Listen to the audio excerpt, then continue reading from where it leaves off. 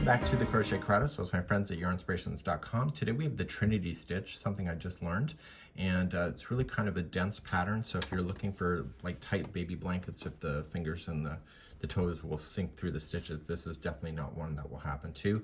It is a double-sided pattern, so you can see that the underside looks the same. It is a very dense pattern itself, and it actually works out pretty cool. So let's begin doing this. This is in multiples of 2, and I'll talk about that in a second. So as you begin to chain, you can choose any yarn and hook as long as they complement each other. You're always going to chain in multiples of 2, so it's always an even number. So 1, 2, 1, 2, 1, 2, 1, 2, 1, 2, and 1, 2, and 1, 2. So you can lay it up against something if you want to match a size of something, but as long as it's an even number, it'll work. Let's begin row number 1. The end of a row for a Trinity stitch is the one you have to watch for the most, and we always start with a half double crochet in the beginning and a half double crochet in the end, but it's the end of each row that is always the issue. So we're going to go second chain from the hook, so count it back 1 and 2. I always get the back hump of the chain, and I want to half double crochet in that one there. So I don't like to apply a chain 2 equals a half double crochet. I physically like a half double crochet on the end. We're now going to apply a Trinity stitch. The Trinity is existing over 3 stitches. It exists over the one that's already in there and over the next 2 that are empty. To do this, you were just going to single crochet into and catch it. You're going to come into the one where the last one is in, and you're going to yarn over, pull through, and then you're going to advance the next 2. So into the next chain, pull through, and the next one, pull through. You should see 4 loops on your hook before you finish this stitch, and so this is technically a 3 single crochet together. So yarn over, pull through all 3, and before you advance to the next one, you have to chain 1 to lock it. So the Trinity stitch exists based on the one before it. So see how the leg of the stitch is in here? That's your first stitch of the next one. So it's going to share it, so yarn over, pull through, and then advance the next 2. So pull through and pull through. So because it's sharing one before and you're advancing only 2 empty ones, that's why it's in multiples of 2. So once you see 4 loops, pull through, chain 1 to lock. And you're going to keep doing this all the way across. So you're going to share the last one, pull through, and advance the next 2.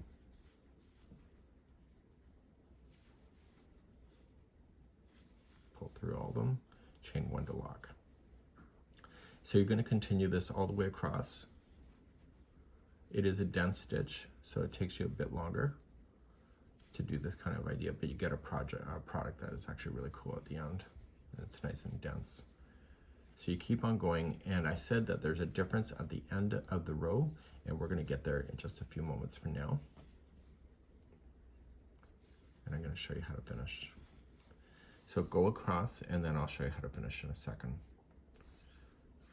And so put me on pause. So for those ready to go, to continue, just chain 1 to lock that last one, and you're going to do the final 2 that are left.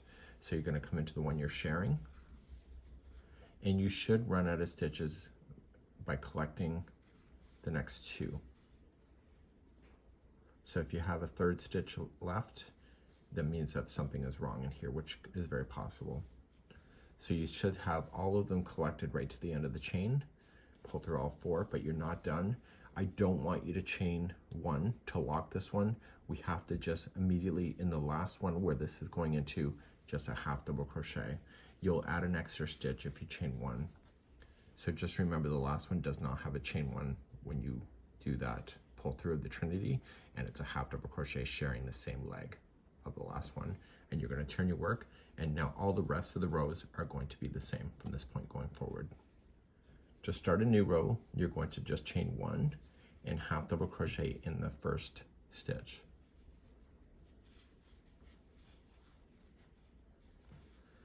Now you're going to start your Trinity.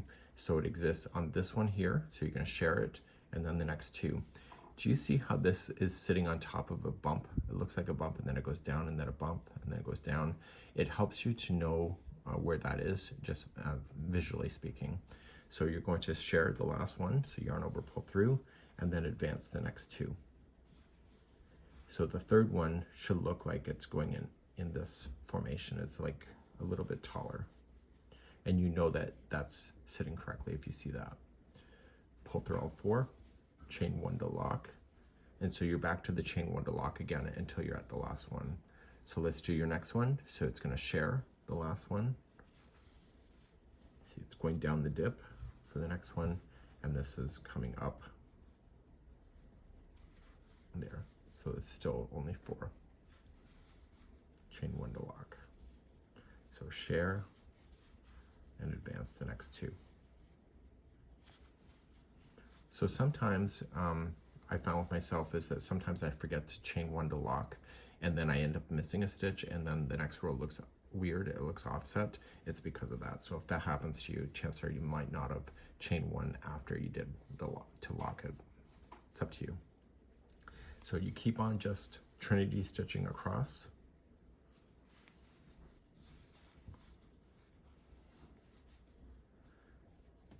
And you just got to watch that last one.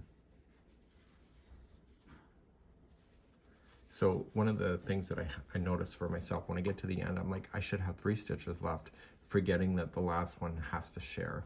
So I have to go in and share, and then pick up the next and last 2 that are available in the row. Pull through. Do not chain one to lock, and just immediately in the same one of the last leg, just half double crochet in, and that was the row again. And you turn your work, and you can see how it looks from this point. This one here does not require you to have a minimum number of rows, so you just have the same rows over and over. So I'll just demonstrate one more time in a quicker speed. So chain 1, half double crochet into the first, and then start doing your Trinity. So share and advanced the next 2.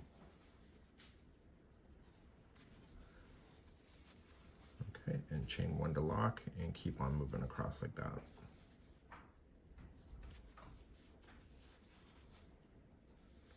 So just watch that very last one. So sometimes you can accidentally put that chain 1 to lock at the very last Trinity that you did, and that will throw your counts off if you do that.